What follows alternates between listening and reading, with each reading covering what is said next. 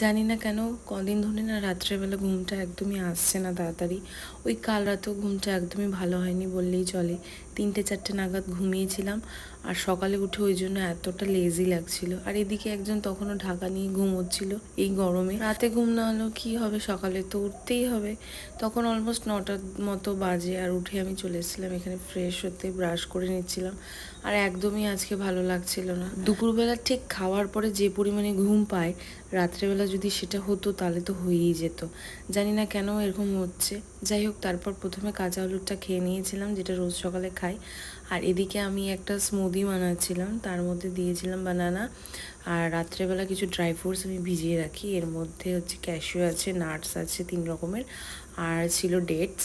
তারপর এর মধ্যে অল্প পিনাট বাটার দিয়ে অল্প মিল্ক দিয়ে পেস্ট করে নিয়েছিলাম, সেটাই এখানে 2 গ্লাসে নিয়ে নিচ্ছিলাম। আর আমি এটা বসে বসে এনজয় করছিলাম আর ওকেও ড্রিঙ্কসটা দিয়ে এসেছিলাম ঘরেই। তারপর এদিকে রুমে চলে এসেছিলাম আর এদিকে আমি বেড কাভারটা চেঞ্জ করব।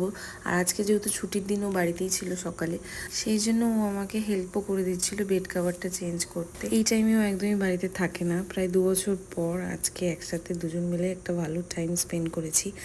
এদিকে আমাদের যে হেল্পিং হ্যান্ড, সে 2-3 দিন ধরে কাজে না আসায় নিজেকে নিজের রুমটা পরিষ্কার করে নিতে হচ্ছিল। তারপর এদিকে স্নান করে একবার রেডি হয়ে চলে এসেছিলাম। আর আজকে আমাদের বাড়িতে একদমই রান্নাবান্না কিছুই হয়নি, সবারই নিমন্ত্রণ ছিল বম্মাদের বাড়িতে।